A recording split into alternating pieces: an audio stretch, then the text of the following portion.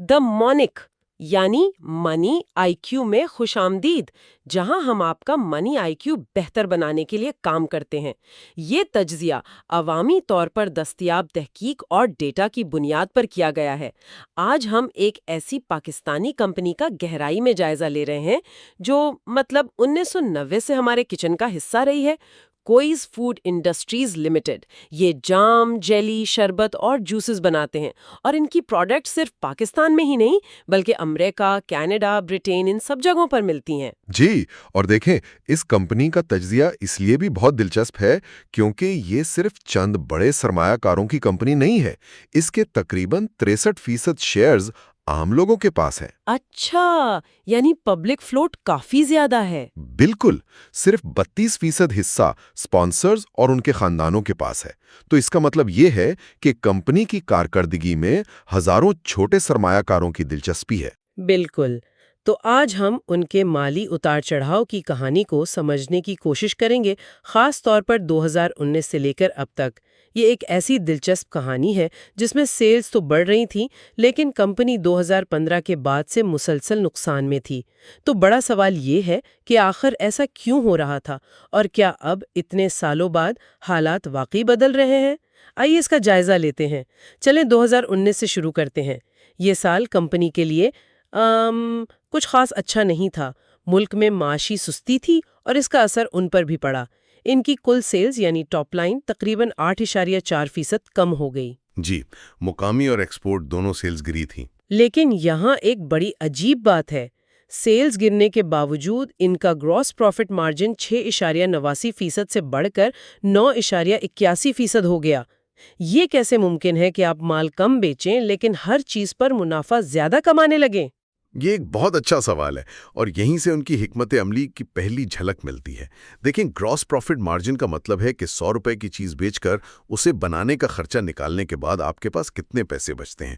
تو 2019 میں انہوں نے فروخت میں کمی کو اپنی لاگت یعنی کاسٹ آف سیلز میں 11% سے زیادہ کمی کر کے پورا کیا۔ اچھا، تو انہوں نے خام مال سستا خریدا ہوگا یا پیداواری عمل کو بہتر بنایا ہوگا؟ بالکل، اور ساتھ ہی اشتہارات پر بھی خرچ کم کر دیا، تو کم مال بیچ کر بھی ہر یونٹ پر تھوڑا زیادہ بچا لیا۔ اچھا، تو یہ ایک دفاعی حکمت عملی تھی کہ اگر آمدنی نہیں بڑھ رہی تو کم از کم اپنے اخراجات کو قابو میں رکھو۔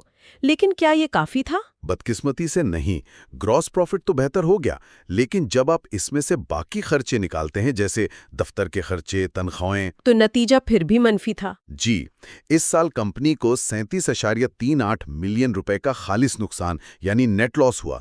یہ اس بات کا ثبوت تھا کہ صرف لاگت پر تھوڑا سا کنٹرول کافی نہیں، مسئلہ اس سے کہیں زیادہ گہرا تھا۔ تو 2019 میں تو کمپنی معاشی سستی روی کا شکار تھی، لیکن اگلے ہی سال 2020 میں جیسے قسمت نے پلٹا کھایا، کہانی بالکل ہی بدل گئی۔ سیلز میں تقریباً 60% کا ایک دھماکہ خیز اضافہ ہوا۔ یہ کیسے ہوا؟ اس کی وجہ تھی ایکسپورٹ۔ ان کی ایکسپورٹ سیلز میں 577% کا ناقابل یقینی اضافہ ہوا۔ 577%؟ جی ہاں، خاص طور پر برطانیہ اور جنوبی افریقہ کی مارکیٹس میں یہ ایک بہت بڑی کامیابی تھی۔ 577%؟ یہ تو حیران کن ہے۔ اس کا مطلب ہے کہ 2020 میں تو کمپنی نے خوب منافع کمایا ہوگا، لیکن اعداد و شمار کچھ اور ہی بتا رہے ہیں۔ حیران انگیز طور پر گراس پروفٹ مارجن واپس گر کر 6.93% پر آ گیا۔ بالکل، مطلب جتنی تیزی سے سیلز بڑھیں منافع اتنا ہی کم ہو گیا۔ یہ تو بہت ہی عجیب بات ہے نا۔ یہاں ہمیں ایک کلاسک گروتھ ٹریپ یعنی ترقی کا جال نظر آتا ہے۔ کمپنی نے ایکسپورٹ بڑھا کر اپنی سیلز تو آسمان پر پہنچا دیں، لیکن ان کا بنیادی ڈھانچہ اس ترقی کو منافع بخش طریقے سے سنبھالنے کے لیے تیار نہیں تھا۔ اچھا، تو ہوا کیا اصل میں؟ ہوا یہ کہ عالمی سطح پر خام مال کی قیمتیں بڑھ گئیں اور روپے کی قدر میں بھی کمی آئی۔ اس کی وجہ سے ان کی لاگت آسمان سے باتیں کرنے لگی، تو جو پیسہ ایک ہاتھ سے آ رہا تھا وہ دوسرے ہاتھ سے اس سے بھی تیزی سے باہر جا رہا تھا۔ لیکن اس صورتحال سے نمٹنے کے لیے انہوں نے کچھ تو کیا ہوگا۔ بالکل، اور انہوں نے ایک بہت ہی سخت اور آپ کہہ لیں متنازع قدم اٹھایا۔ انہوں نے اس چیز پر قابو پانے کی کوشش کی جو ان کے اختیار میں تھی، یعنی ملازمین کی تعداد۔ انہوں نے اپنی کل وقتی ملازمین کی تعداد 112 سے کم کر کے صرف 45 کر دی۔ 1 منٹ، 60% سیلز بڑھنے کے ساتھ آپ آدھے سے زیادہ ملازمین کو فارغ کر دیں؟ یہ تو بہت خطرناک لگتا ہے۔ کیا اس سے ان کے آپریشنز یا کوالٹی پر کوئی اثر نہیں پڑا؟ یقیناً یہ ایک بہت بڑا خطرہ تھا، اور یہ ان کی اس وقت کی بے بسی کو ظاہر کرتا ہے۔ انتظامی اخراجات کم کرنے کا یہ سب سے تیز لیکن سب سے تکلیف دہ طریقہ تھا۔ اس سے وقتی طور پر ان کے انتظامی اخراجات تو کم ہوئے، لیکن یہ طویل مدتی حل نہیں تھا۔ اور اس کا ثبوت یہ ہے کہ ان تمام اقدامات کے باوجود اس سال ان کا خالص نقصان بڑھ کر 39.44 ملین روپے ہو گیا۔ ترقی ان کے لیے فائدہ مند ثابت نہیں ہو رہی تھی۔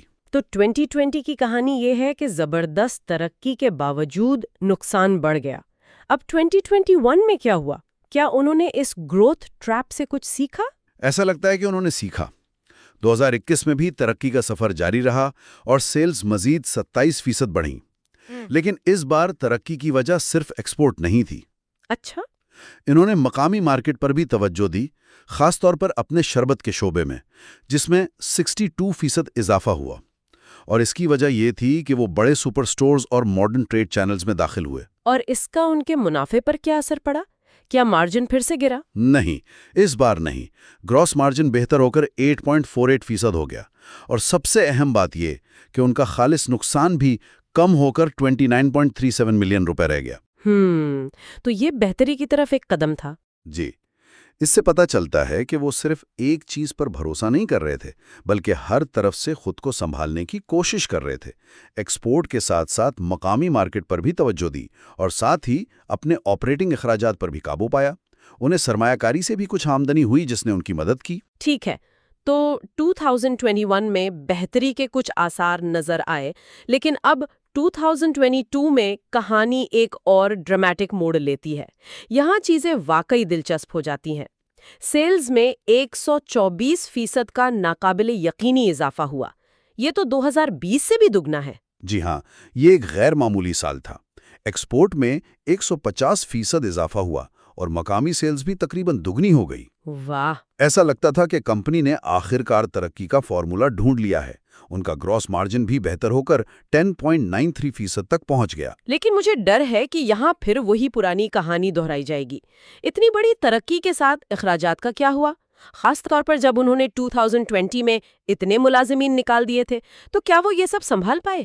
آپ کا خدشہ بالکل درست ہے۔ یہ ترقی بمقابلہ لاگت کی کلاسک مثال ہے۔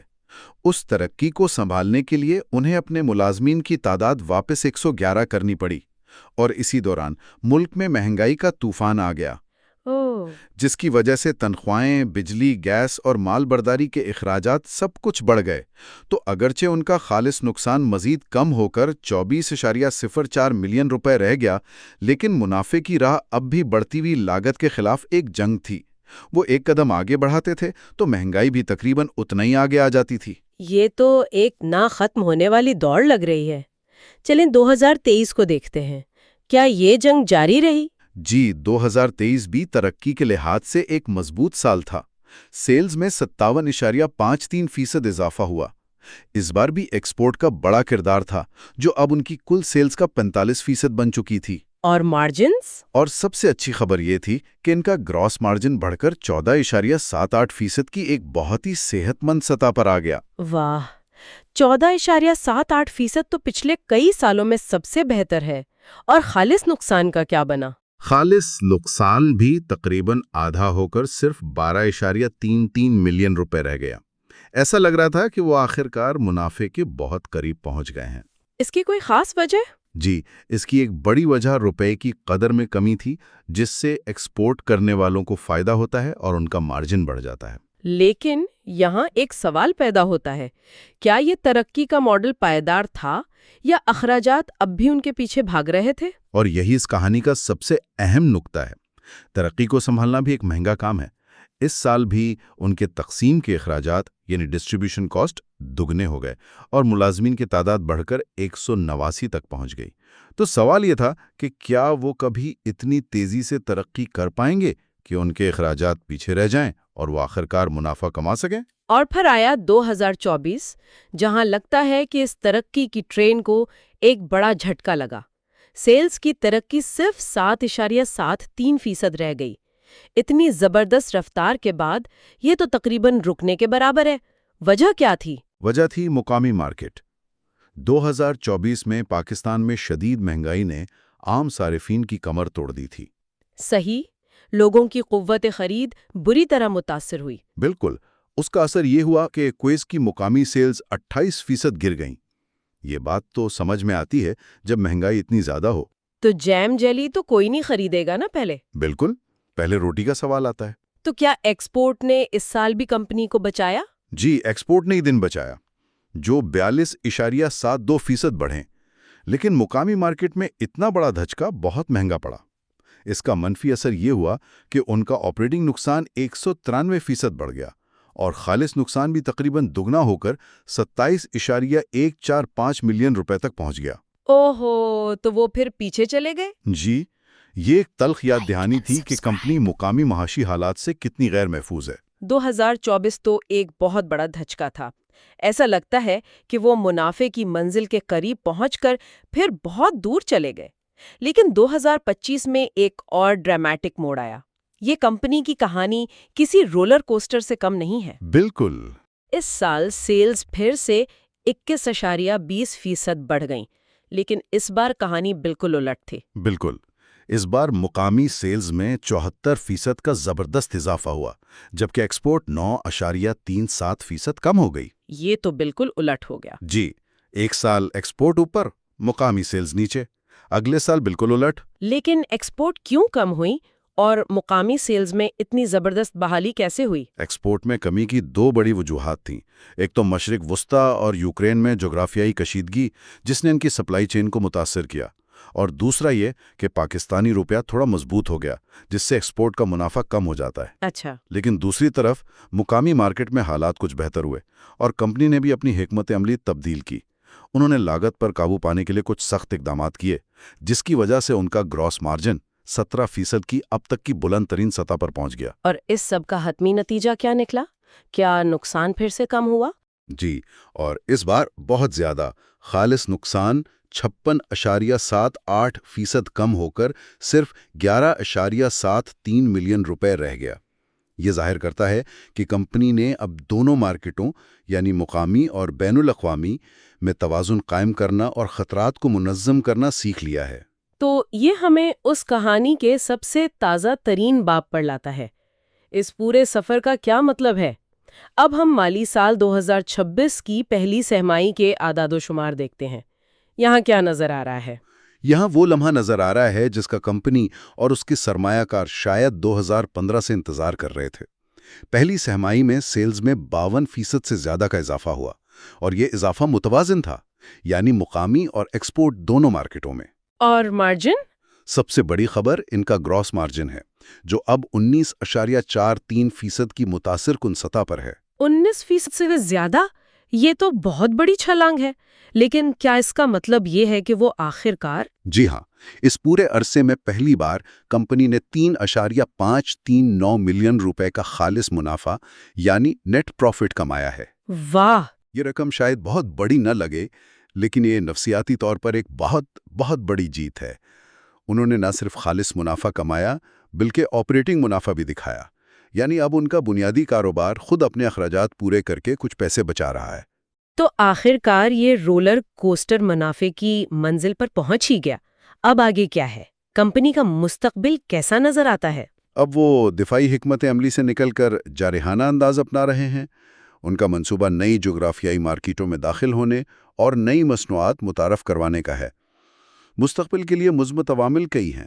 سپلائرز کے ساتھ ان کے تعلقات بہتر ہو رہے ہیں، وہ قیمتوں کو بہتر طریقے سے کنٹرول کر پا رہے ہیں۔ اور عالمی سطح پر بھی حالات بہتر ہو رہے ہیں۔ جی، عالمی سطح پر اشیاء کی قیمتوں میں بھی کچھ استحکام آیا ہے اور روپے کی قدر بھی مستحکم ہے۔ لیکن چیلنجز بھی تو ہوں گے۔ سب سے بڑا چیلنج وہی پرانا ہے، توسیع کے ساتھ بڑھتے ہوئے آپریٹنگ اخراجات کو منظم کرنا۔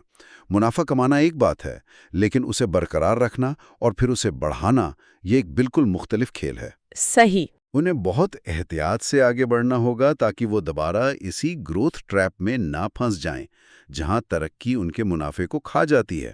یہ ایک بہت اہم نقطہ ہے اور یہ ہمیں اس گفتگو کے اختتام پر ایک آخری سوچ کی طرف لاتا ہے جو سننے والوں کے لیے ہے۔ سالوں تک کویس نے یہ دکھایا کہ متاثر کن سیلز کی ترقی خود بخود منافع کی ضمانت نہیں دیتی، وہ ایک ہی وقت میں ترقی اور نقصان دونوں کی کہانی تھے۔ اب جب وہ آخرکار منافع کی لکیر کو عبور کر چکے ہیں تو اصل سوال صرف یہ نہیں ہے کہ کیا وہ ترقی کر سکتے ہیں، بلکہ سوال یہ ہے کہ کیا وہ منافع بخش طریقے سے ترقی کر سکتے ہیں۔ کیا مشکل وقت میں سیکھا گیا مالیاتی نظام و ضابطہ اب بھی قائم رہے گا جب کمپنی توسیع کے نئے مرحلے میں داخل ہو رہی ہے؟ اس کا جواب ہی ان کے مستقبل کا تعین کرے گا۔ مستقبل کے اپڈیٹس کے لیے بیل آئیکن کو دبائیں اور ہمارے چینل کو لائک اور سبسکرائب کریں۔